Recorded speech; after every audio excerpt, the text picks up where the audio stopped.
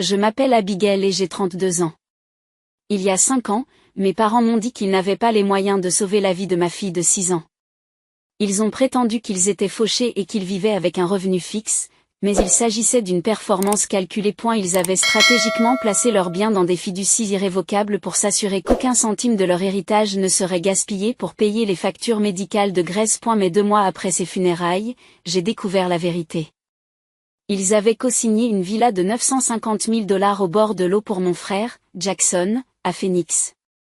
Le contrat d'achat a été signé exactement 14 jours avant que le cœur de ma fille ne s'arrête de battre. Vous êtes-vous déjà senti, vraiment, comme l'invisible dans votre propre famille? S'il vous plaît, laissez une période dans les commentaires si vous comprenez ce type spécifique de douleur. Je n'ai pas crié. Je n'ai pas cassé une seule assiette dans leur cuisine immaculée parfumée à la lavande. Lorsque j'ai vu la date de co-signature de l'acte, le 9 août 2021, quelque chose en moi ne s'est pas simplement brisé. Il a calculé. J'ai alors réalisé que ma relation avec mes parents n'était pas un lien. C'était un mauvais investissement. J'avais été l'associé silencieux d'une entreprise qui avait déjà perdu toute humanité. Je me suis assise à mon bureau ce soir-là, pendant que mes parents trinquaient probablement au nouvel héritage de Jackson en Arizona. Je n'ai pas pleuré.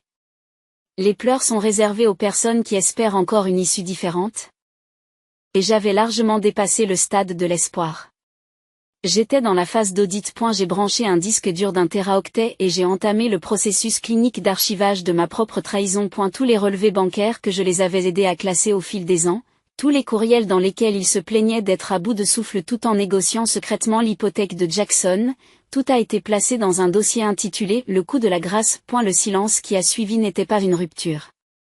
C'était un retrait stratégique. J'ai mis ma vie dans quelques cartons et j'ai déménagé à Chicago. Je n'ai pas laissé d'adresse de réexpédition. Je n'ai pas renvoyé de message d'adieu. J'ai simplement cessé d'exister dans leur bilan. Pendant 32 ans. J'ai vécu dans une prison sans barreaux. C'est la chaîne invisible du survivant. Mes parents n'ont pas utilisé de cadenas. Ils ont utilisé la culpabilité. Ils ont utilisé une règle générationnelle selon laquelle les enfants sont redevables de tout. Alors que les parents décident de la valeur de cette dette, j'étais un risque, une responsabilité. Jackson était le rendement garanti. Lorsqu'on vous a dit toute votre vie que vous n'étiez qu'un pis-aller, le silence n'est pas seulement un choix. C'est la seule arme qui vous reste. Je suis resté dans cette maison du silence pendant des années, les regardant mettre ma compassion à découvert jusqu'à ce qu'il ne reste rien d'autre qu'un solde nul. C'est en déménageant à Chicago que j'ai respiré pour la première fois un air qui n'avait pas le goût des attentes de quelqu'un d'autre. J'ai utilisé ma formation en logistique pour construire une carrière où les chiffres avaient un sens. Dans le domaine de la logistique, si une cargaison est perdue, quelqu'un est tenu pour responsable. Il n'y a pas d'excuse pour les revenus fixes. Lorsque la cargaison est une vie humaine, je savais que la tempête arrivait. J'attendais simplement que la pression baisse. Je savais que leur investissement garanti, Jackson, finirait par être confronté à une réalité qu'aucune propriété au bord de l'eau ne pourrait réparer. Quand ce serait le cas, je ne serais plus la fille invisible. Je serais la seule à détenir les clés du royaume. Dans le monde de mes parents, les enfants n'étaient pas des personnes. Ils étaient des lignes d'entrée sur un bilan. Dès l'âge de 10 ans, j'ai compris que Jackson était l'investissement à haut rendement. C'est lui qu'ils ont envoyé dans des académies privées pendant que je portais des vêtements d'occasion et que je cumulais 2 emplois pour rembourser 45 000 $ de prêts étudiants. Pour moi, ils ont dit que c'était de la formation de caractère. Mais pour Jackson? Ils ont appelé cela protéger l'héritage. C'est le piège de la cruauté normalisée. Cela ne commence pas par un seul acte de trahison. Il s'agit d'une lente érosion de l'empathie, déguisée en pragmatisme. Mes parents ont passé des décennies à se convaincre qu'être réaliste était la même chose qu'être responsable. Ils n'étaient pas des méchants dans leur propre esprit. Ils étaient simplement des investisseurs avisés qui ne voulaient pas gaspiller leurs ressources sur un mauvais pari. Lorsque je les ai suppliés de me donner ces 180 000 $, ils n'ont pas vu le visage de leur petite fille. Dans l'esprit froid et analytique de Richard, ils ont vu une procédure médicale avec un taux de réussite de 83%. Cela représentait 17% de risque de perte totale. Un risque de 17% était trop élevé pour son fonds de retraite, mais une villa de 950 000 $ sur le marché florissant de Phoenix? C'était une valeur sûre. Ils ont préféré l'appréciation d'un bien immobilier à celle d'une vie humaine. Je me souviens de la nuit où Grace est décédée. L'air de l'unité de soins intensifs de Chicago était stérile, avec un goût d'ozone et de chagrin. Je tenais sa petite main froide, écoutant le sifflement rythmique et mécanique du ventilateur, qui était la seule chose qui la retenait auprès de moi. À ce moment précis, à 2000 km de là, à Phoenix, mon père postait une photo sur son réseau social privé. Il tenait un verre de cabernet millésimé sur le nouveau balcon de Jackson, au bord de l'eau. La légende disait, au nouveau départ et à la richesse familiale qui reste dans la famille. Le contraste est saisissant. Le son de ses applaudissements résonnait dans ma tête à côté de la ligne plate du moniteur cardiaque de Grace. Pendant que je m'occupais de la logistique des funérailles d'un enfant, il s'occupait de la logistique de la pendaison de crémaillère de Jackson. Ils avaient calculé que ma fille était peut-être, un pari qui ne valait pas la peine d'être pris. Je n'arrêtais pas de me demander ce que j'avais bien pu faire pour naître comme un handicap. J'ai alors réalisé que mes parents ne m'avaient jamais vraiment aimé. Ils avaient simplement toléré ma présence tant que je n'avais pas besoin d'une injection de capital. J'étais la pièce de rechange dans leur plan de succession, mais c'était il y a 4 ans.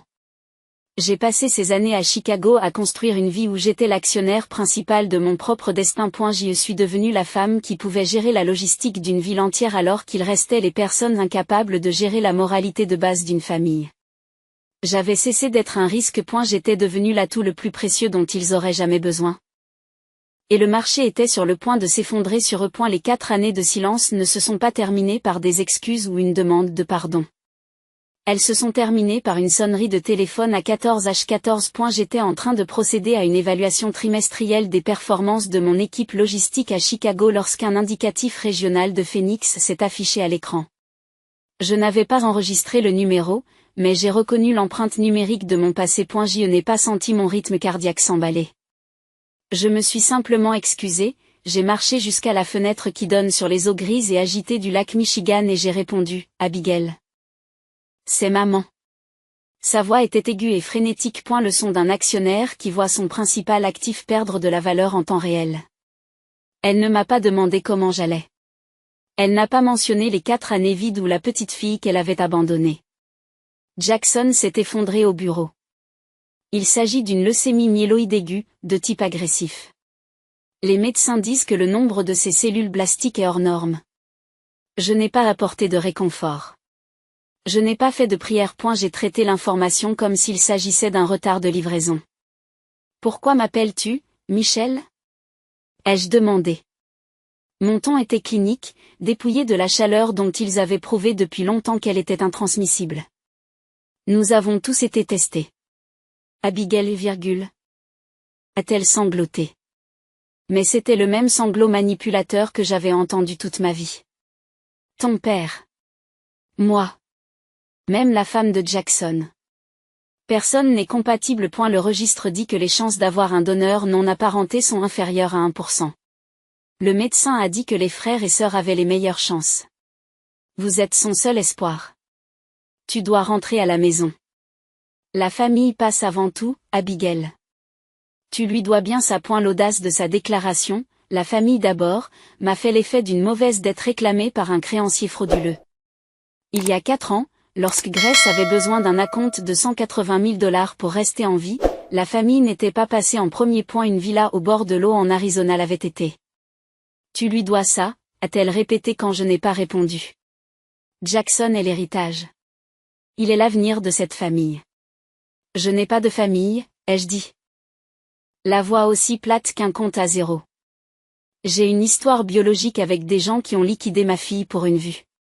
Si Jackson est votre rendement garanti, alors vous feriez mieux d'espérer que son propre corps ne soit pas en défaut sur le prêt.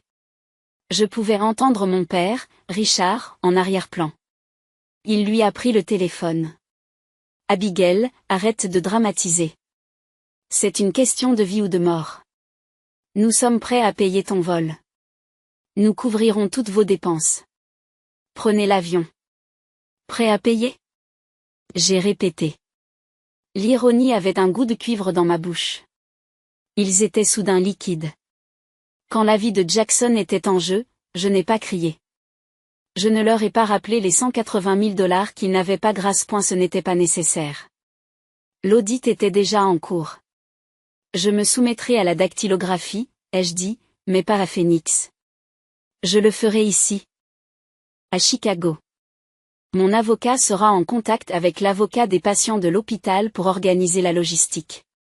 Votre avocat, aboie Richard. Il s'agit d'une urgence médicale, pas d'une fusion. Dans cette famille, Richard, tout est une transaction, ai-je répondu avant de raccrocher. Je n'ai pas senti de tremblement dans mes mains lorsque j'ai posé le téléphone. J'ai ressenti une précision froide et tranchante. Ce n'était pas une réunion. Il s'agissait d'une comptabilité. Pour la première fois en 32 ans, c'est moi qui tenais le grand livre. Je ne me suis pas contenté de faire le test sanguin. J'ai amené une équipe. Mon avocate, Vanessa, et un consultant médical indépendant examinaient déjà les traces numériques laissées par mes parents il y a plusieurs années. Lorsque Richard avait subi une intervention chirurgicale mineure. Elle m'avait désigné comme son mandataire en matière de soins de santé dans le système hospitalier et n'avait jamais pris la peine de le révoquer. Grâce à cet accès légal permanent, mon équipe a été en mesure de repérer l'anomalie dans les dossiers qu'il a tenté d'enterrer. Pendant que le laboratoire traitait mes marqueurs, mon consultant était occupé à signaler quelque chose dans les dossiers de mon père à l'hôpital Phoenix. L'appel est arrivé 3 jours plus tard. Abigail, nous avons trouvé le rapport original que votre père a essayé d'enterrer, m'a dit mon consultant. Richard avait soumis une fausse évaluation médicale à l'équipe de transplantation, affirmant qu'il souffrait d'une grave insuffisance cardiaque congestive, ce qui faisait de lui un donneur inéligible pour Jackson. Mais mon équipe a trouvé les vraies données. Le cœur de Richard était en parfaite santé. De plus, il était parfaitement compatible avec son propre fils, 10 sur 10. Il représentait la meilleure chance de survie pour Jackson, mais il s'était forgé sa propre maladie pour éviter l'inconfort de la procédure. Elle a préféré utiliser mon corps comme pièce de remplacement, juste pour protéger le sien. Alors que j'étais en train de digérer cette trahison, Vanessa a trouvé le coup fatal. Elle m'a fait asseoir dans son bureau, l'air sentant le vieux papier et la justice clinique. Ils n'ont pas dépensé leur retraite pour Jackson.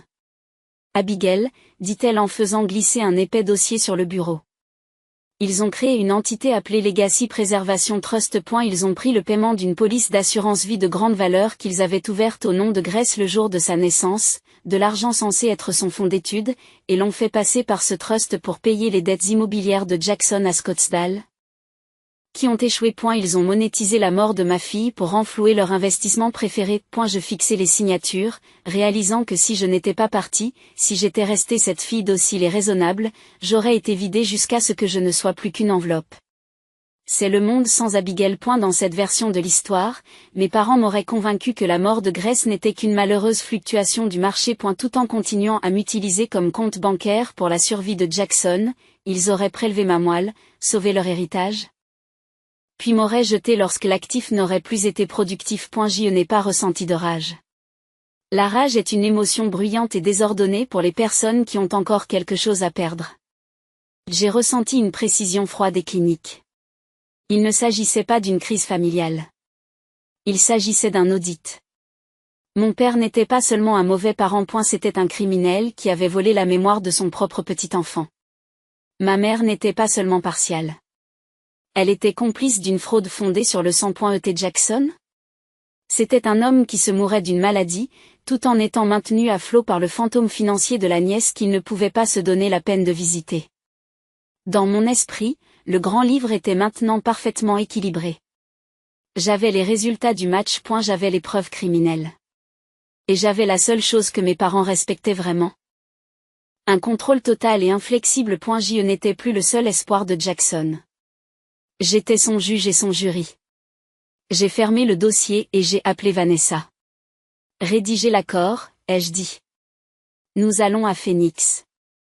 Je suis entrée dans la chambre d'hôpital de Phoenix, non pas en tant que fille éplorée, mais en tant qu'auditrice judiciaire chargée de clôturer un compte frauduleux. Mes parents, Richard et Michelle, étaient blottis dans un coin, près du lit de Jackson. Jackson n'était plus que l'ombre du rendement garanti dans lequel ils avaient tant investi. Il était pâle, branché à une forêt de tubes en plastique, sa force vitale vacillant comme une bougie éteinte. Lorsqu'ils m'ont vu, Michel s'est précipité, les mains tendues comme pour s'accrocher au seul atout qui lui restait. Abigail. Dieu merci. Le médecin a dit que tu étais prête à 10 sur 10. Nous pouvons commencer la procédure ce soir. Je ne l'ai pas laissé me toucher.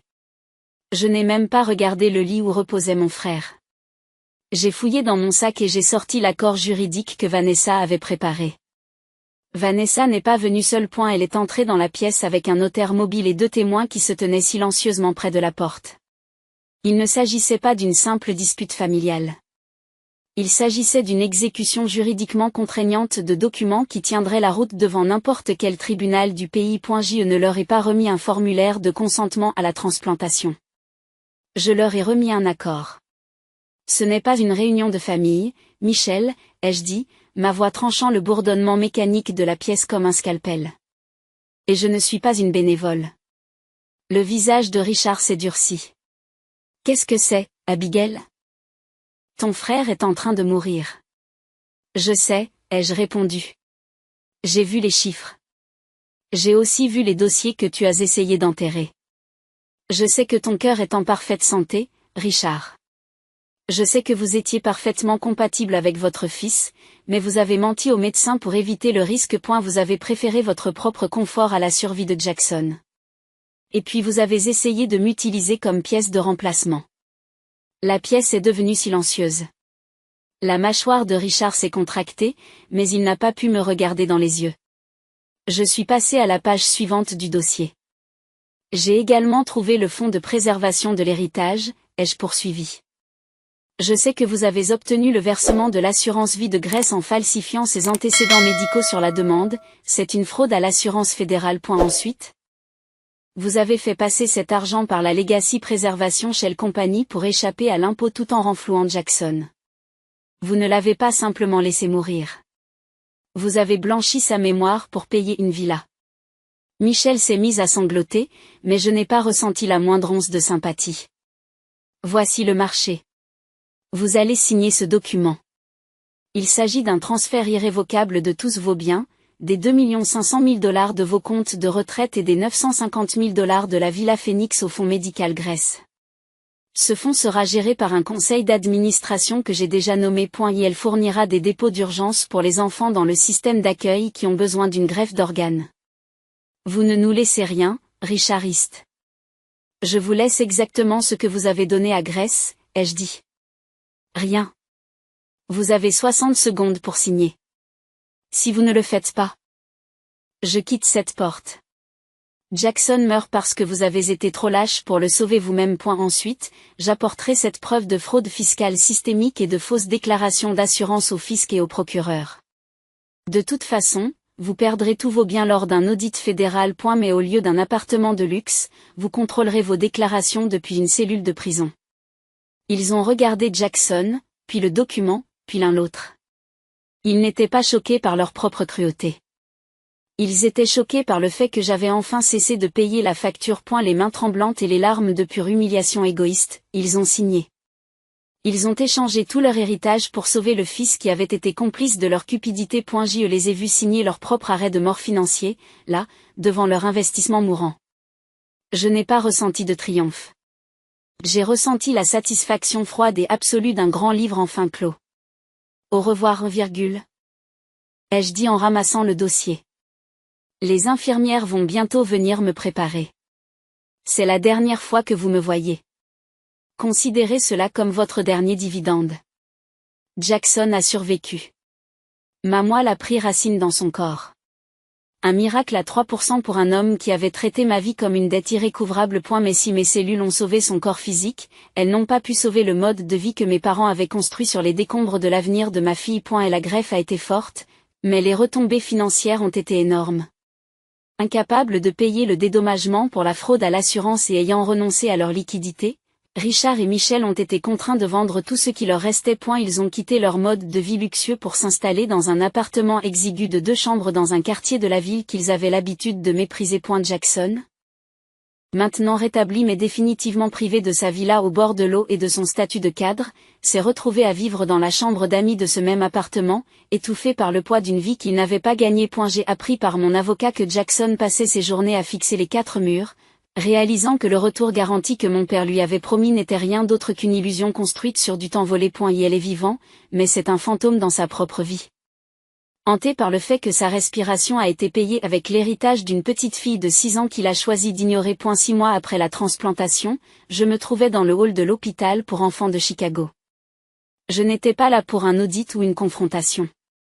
J'étais là pour rencontrer une mère nommée Sarah et son fils de 4 ans, Léo. Léo souffrait d'une maladie cardiaque presque identique à celle de Grace. 2 semaines plus tôt, le fonds médical Grace avait versé un acompte de $180 000 que Sarah n'avait pas les moyens de payer. En regardant Léo courir vers un bac à jouets, les joues roses d'une santé que Grace n'a jamais pu conserver, j'ai ressenti un calme que je n'avais pas connu depuis des années. C'est la justice du semeur de graines. J'ai réalisé que ma victoire ne résidait pas dans la destruction des comptes bancaires de mes parents. Elle consistait à créer un avenir où aucune autre mère n'aurait à se tenir près d'une fenêtre et à regarder le coucher de soleil sur la vie de son enfant à cause d'un manque de liquidité. J'ai enfin lâché les chaînes invisibles du sang. J'ai compris que la famille n'est pas un contrat biologique que l'on est forcé de signer à la naissance. C'est une série de choix que l'on fait chaque jour. Mes parents ont choisi un point de vue, j'ai choisi un héritage. En coupant ces liens toxiques, je n'ai pas seulement perdu une famille. J'ai trouvé ma propre valeur. J'ai compris que la compassion ne signifie pas qu'il faille laisser les autres piétiner ses limites. Parfois, le plus grand acte de pardon que l'on puisse offrir est de s'éloigner et de laisser les gens faire face aux conséquences naturelles de leurs propres choix. Et si vous vous trouvez dans une situation similaire, que vous vous sentez comme un élément secondaire ou un boulet pour les personnes qui sont censées vous protéger, rappelez-vous ceci, vous n'êtes pas un poste sur le bilan de quelqu'un d'autre. Vous êtes l'actionnaire principal de votre propre âme. Le pardon n'est pas toujours destiné à l'autre personne. Parfois, c'est le seul moyen de vous libérer de la prison de leurs attentes. Je ne suis plus la fille invisible. Je suis Abigail, la fondatrice d'un miracle et une femme qui sait que l'amour est un verbe, pas une transaction financière. Et si cette histoire vous a ému et vous a aidé à reconnaître votre propre valeur, appuyez sur le bouton j'aime et abonnez-vous pour rejoindre notre communauté. Partagez cette histoire avec quelqu'un qui a besoin de courage pour s'éloigner d'une situation qui l'amoindrit. Faisons passer le message que votre valeur n'est pas négociable. Je suis Abigail et je vous rappelle que parfois, le choix le plus difficile est le seul qui vous libère.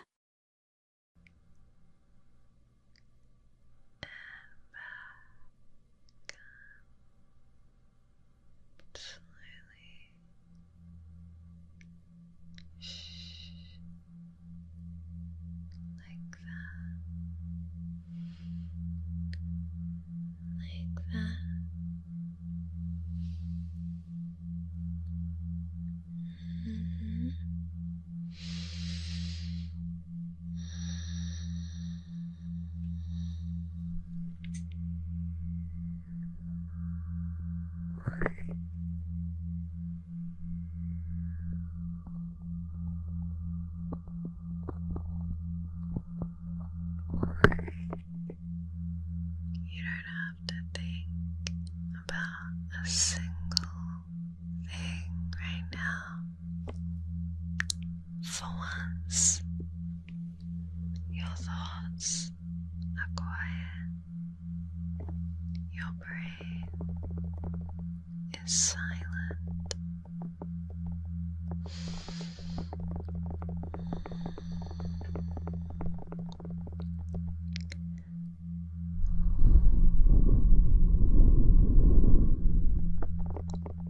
Your brain has been hijacked, taken over, and melted right down. Shh.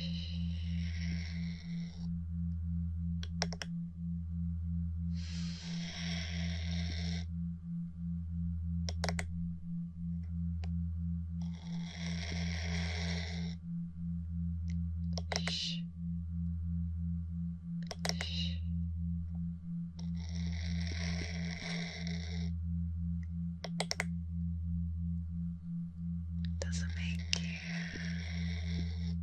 want to close your eyes? Do you feel how it makes your eyelids feel heavier?